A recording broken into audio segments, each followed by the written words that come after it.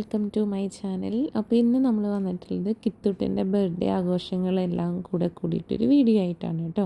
അപ്പോൾ നമ്മൾ 3 വട്ടം കിത്തൂട്ടിൻ്റെ ബർത്ത്ഡേ ആഘോഷിച്ചു. അതായത് ഒന്ന് എല്ലാവർക്കും ഓഫ് ഉണ്ടായിരുന്നൊരു ദിവസം, പിന്നെ ഒന്ന് അവൻ്റെ ഡേറ്റ്, പിന്നെ ഒന്ന് അവൻ്റെ നാൾ, അതായത് മലയാള മാസത്തിലെ നാൾ വരുമല്ലോ.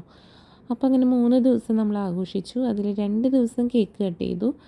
അപ്പോൾ ഇപ്പോൾ നമ്മൾ ഉണ്ടാക്കുന്നത് കിത്തൂട്ടൻ്റെ ബർത്ത്ഡേ ഞങ്ങളെല്ലാവരും കൂടി ആഘോഷിക്കുന്ന ദിവസം, അതായത് എല്ലാവരും ഉണ്ടായിരുന്ന ഒരു ദിവസത്തെ കേക്കിന് വേണ്ടിയിട്ടുള്ളതാണ് കേട്ടോ. അപ്പോൾ ഈ കേക്കാണ് സ്പെഷ്യൽ.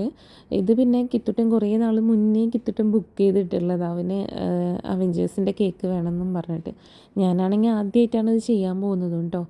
അപ്പോൾ ആ കൂട്ടത്തിൽ തന്നെ ഞാൻ ആദ്യം വിചാരിച്ചു സാധാ ഒരു 1 kg കേക്ക് ചെയ്യാമെന്ന്. പിന്നെ എനിക്ക് തോന്നി അവൻ പറഞ്ഞ എല്ലാവരെയും അതിൽ വെക്കണം, പിന്നെ കുറച്ച് വലിയൊരു കേക്ക് തന്നെ ചെയ്യാം, ഇതാകുമ്പോൾ നമ്മുടെ അറിയാവുന്ന ആൾക്കാർക്കല്ലേ. അപ്പോൾ എനിക്കത് പഠിക്കുകയും ചെയ്യാം, പിന്നെ എന്താ കിത്തൂട്ടിൻ്റെ ആഗ്രഹം സാധിപ്പിച്ചു കൊടുക്കുകയും ചെയ്യാം. അപ്പോൾ ഈ കേക്ക് ഉണ്ടാക്കാനായിട്ട് ഞാനിവിടെ എടുത്തിട്ടുള്ളത് 2 കപ്പ് മൈദയാണ്. ഞാൻ ആദ്യമായിട്ടാണ് ഇത്രയും വലിയൊരു കേക്ക്, അതായത് 2 ടയർ കേക്ക് ഉണ്ടാക്കാൻ പോകുന്നത്. അപ്പോൾ എനിക്ക് അതിൻ്റേതായ കുറച്ചൊരു ഇതുണ്ട്. അതുകൊണ്ട് വീഡിയോ ഒന്നും അത്ര എല്ലാം കറക്റ്റായിട്ടൊന്നും എടുക്കാൻ പറ്റിയിട്ടില്ല കേട്ടോ, കാരണം ഒന്നാമത് നല്ല ടെൻഷനുണ്ട്. പിന്നെ ഈ കേക്ക് ഉണ്ടാക്കുന്നത് തിങ്കളാഴ്ച നൈറ്റാണ് നമ്മൾ കേക്ക് കട്ട് ചെയ്യാമെന്ന് പറഞ്ഞത്. അപ്പോൾ ഞായറാഴ്ച രാത്രി അതായത് ഒരു 11:30 ആയപ്പോൾ സ്റ്റാർട്ട് ചെയ്തു.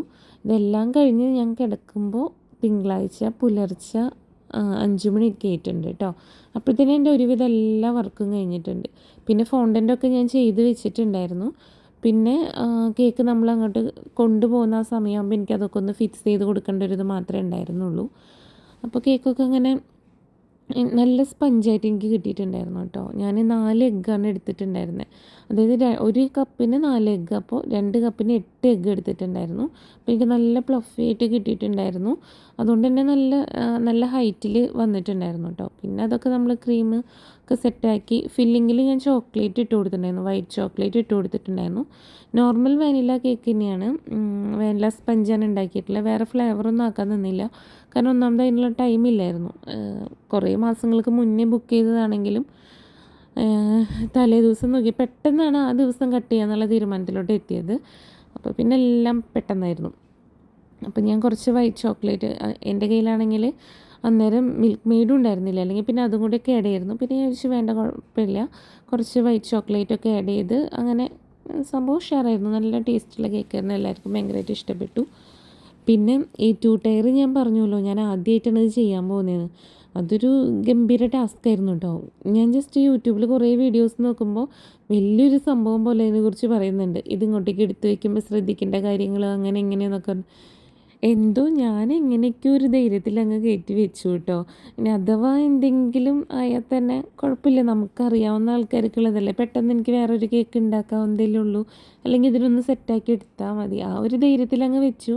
സംഭവം ശരിക്കിരുന്നു. പിന്നെ അതുമൊന്ന് കുറച്ചൊന്നൊരു അഡ്ജസ്റ്റ്മെൻറ്റ് ചെയ്യേണ്ടി വന്നു.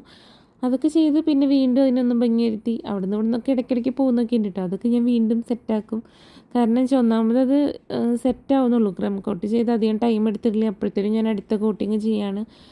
അങ്ങനെ കേക്കിൻ്റെ പണി ജസ്റ്റ് ഇങ്ങനെ 2 ടയറാക്കി വെച്ചു. ഇനി ബാക്കി ഡെക്കറേഷൻസാണ്. പിന്നെ എന്തെങ്കിലും എന്നെ കുറച്ച് ഇത് ബാലൻസ് ഉണ്ടായിരുന്നു, ആ ബാറ്റർ എടുത്തിട്ട് ഞാൻ കുറച്ച് കപ്പ് കേക്ക് കൂടി ഉണ്ടാക്കിയിട്ടുണ്ടായിരുന്നു, ഒരു 6 എണ്ണം കേട്ടോ.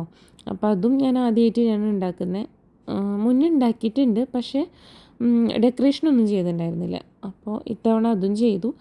അങ്ങനെ കപ്പ് കേക്കും സെറ്റാക്കി. അത് കഴിഞ്ഞ് പിന്നെ രാവിലെ ഒരു 9 മണി 10 മണിയൊക്കെ ആയപ്പോൾ ഞാൻ ഫോണ്ടൻ്റ് വർക്ക് ചെയ്യാമെന്ന് വിചാരിച്ചു. അങ്ങനെ ഫോണ്ടൻറ്റിൻ്റെ എല്ലാ വർക്കും ചെയ്ത്, അതായത് എല്ലാ ഡിസൈനും കാര്യങ്ങളൊക്കെ ചെയ്ത് ഞാൻ വേറൊരു ബോക്സിലാക്കിയിട്ട് അടച്ചു വെച്ചു. അത് കഴിഞ്ഞിട്ട് പിന്നെ കേക്ക് നമ്മൾ കൊടുക്കാൻ നിൽക്കുന്ന സമയമായപ്പോഴാണ് ഞാൻ ബാക്കി അതിൻ്റെ സെറ്റിങ്സൊക്കെ ചെയ്തത്. അപ്പോൾ എല്ലാതും ജസ്റ്റ് എല്ലാം ഫിറ്റ് ചെയ്ത് കൊടുത്ത് ഫോട്ടോസൊക്കെ പ്രിൻ്റ് എടുത്ത് അങ്ങനെ എല്ലാ പണി തീർത്ത് വെച്ചിട്ട് നമ്മളിപ്പോൾ അത് കൊണ്ടു കൊടുക്കാൻ വേണ്ടി പോവാണ് കേട്ടോ. അപ്പം ഞങ്ങളുടെ റൂം വരുന്നത് 3rd ഫ്ലോറിലാണ്, അവിടുന്ന് 2nd ഫ്ലോറിലാണ് ഇവരുടെ റൂമുള്ളത്. അപ്പോൾ അങ്ങോട്ടേക്ക് കൊണ്ടു കൊടുക്കാൻ വേണ്ടി ഞങ്ങൾ പോവാം കേട്ടോ. അപ്പോൾ ഞാൻ സ്റ്റെപ്പ് വഴിക്കാൻ പോയി, ലിഫ്റ്റിൽ കയറാൻ നിന്നില്ല. അപ്പോൾ സ്റ്റെപ്പറി ഞങ്ങളിങ്ങനെ പോവാം. അപ്പോൾ ഞാൻ ആയിഷേൻ്റെ അടുത്ത് പറഞ്ഞു, വീഡിയോ എടുക്ക്, കിത്തൂൻ്റെ എക്സ്പ്രഷൻ എങ്ങനെയുണ്ടെന്ന്. കാരണം ഈ ഒരു കേക്ക് ഞാൻ ചെയ്യുമെന്നുള്ളത് കിത്തൂരിന് അറിയില്ല, അവനിതുവരെ കണ്ടിട്ടില്ല ഞാൻ ഇങ്ങനത്തെ ചെയ്യുന്നത്. അപ്പോൾ അതുകൊണ്ട് തന്നെ അവൻ്റെ എക്സ്പ്രഷൻ എങ്ങനെയുണ്ടെന്ന് അറിയാമെന്നുള്ളൊരു ആകാംക്ഷയിൽ ഞാൻ വന്ന് വീഡിയോ എടുക്കുക എന്നൊക്കെ പറഞ്ഞ് അങ്ങനെ സെറ്റാക്കി എടുത്തതാണ്. അപ്പോൾ ഡോറ് തുറന്നത് ബ്രദറായിരുന്നു. അവനോട് ഫോണൊന്നും ഇതാ കണ്ടു കിട്ടോ കിത്തു. പക്ഷെ ഞാൻ വിചാരിച്ച പോലുള്ളൊരു എക്സ്പ്രഷൻ അവൻ്റെ മുഖത്ത് ഉണ്ടായില്ല കേട്ടോ. അല്ലെങ്കിലും പൊതുവേ എനിക്ക് തോന്നുന്നു അവൻ അങ്ങനെ തന്നെയാണ്. അതായത് എന്താ പറയുക, ഒരു സാമട്ട്, അതായത് മൂപ്പർക്ക് ഇഷ്ടമായിട്ടുണ്ടെങ്കിലും അതിൽ കുറച്ച് നാണം കൊണ്ടാണോ അല്ലെങ്കിൽ മൈൻഡ് വെക്കണ്ട എന്നുള്ള രീതിയിലാണ്, എന്തോ അറിയില്ല, എൻ്റെ കള്ളച്ചിരി കണ്ടില്ലേ, അങ്ങനെയുള്ള കുറച്ചൊരു കാട്ടിക്കൂട്ടലൊക്കെ ഉണ്ട് കേട്ടോ. അപ്പം എന്താ പറയുക, പെട്ടെന്ന് അവൻ്റെ ഭാഗത്തു നിന്നൊരു എക്സ്പ്രഷൻ കാണണ്ടായപ്പോൾ ഞാൻ വിചാരിച്ചു ഇവന് ഇഷ്ടപ്പെട്ടില്ലേ.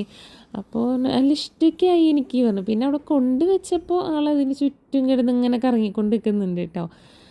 അപ്പോൾ എന്താ പറയുക, അങ്ങനെ എൻ്റെ ഒരു വലിയൊരു ടെൻഷൻ അവിടെ തീർന്നു. കാരണം അവൻ ആഗ്രഹിച്ച പോലെ ആ കേക്കൊക്കെ എനിക്ക് സെറ്റാക്കി കൊടുക്കാൻ പറ്റിയല്ലോ. അപ്പോൾ അവൻ്റെ മുഖത്ത് അവനത് ഇഷ്ടമായിട്ടൊക്കെ ഉണ്ട്, പക്ഷെ അത് ആ എക്സ്പ്രഷൻ അങ്ങ് ഇട്ടില്ലെന്നേ ഉള്ളൂ.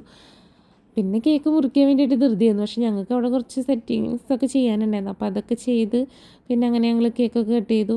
ഞങ്ങളെല്ലാവരും കൂടിയിട്ടുള്ളൊരു എന്താ പറയുക, കിത്തൂരിൻ്റെ ബർത്ത്ഡേ ആഘോഷിച്ചത് ഇതാദ്യമായിട്ടാണെന്ന് തോന്നുന്നു. പക്ഷെ എന്നാലും ഇതിൽ അമ്മയും അച്ഛനും പിന്നെ ഉണ്ണിമോളും ലച്ചൊന്നും ഇല്ല കേട്ടോ. പക്ഷെ ബാക്കി ഞങ്ങളെല്ലാവരും ഉണ്ട്. അങ്ങനെ കേക്ക് കട്ടിങ് ഒക്കെ കഴിഞ്ഞപ്പോൾ പിന്നെ ഞങ്ങൾ ഫുഡൊക്കെ കഴിച്ചു. ഫുഡ് ഉണ്ടാക്കിയിട്ടുണ്ടായിരുന്നത് ഫിഷ് ബിരിയാണി ആയിരുന്നു കേട്ടോ. അതിൻ്റെ ഫോട്ടോസൊന്നും ഞാൻ എടുത്തിട്ടില്ല. അപ്പോൾ അതൊക്കെ കഴിഞ്ഞു. പിന്നെ അത് കഴിഞ്ഞിട്ട് അവൻ്റെ ഡേറ്റ് 21-ാം തീയതി വന്നപ്പോൾ ഞാൻ പെട്ടെന്ന് സർപ്രൈസ് ആയിട്ടൊരു ബട്ടർ സ്കോച്ച് കേക്ക് ഉണ്ടാക്കി.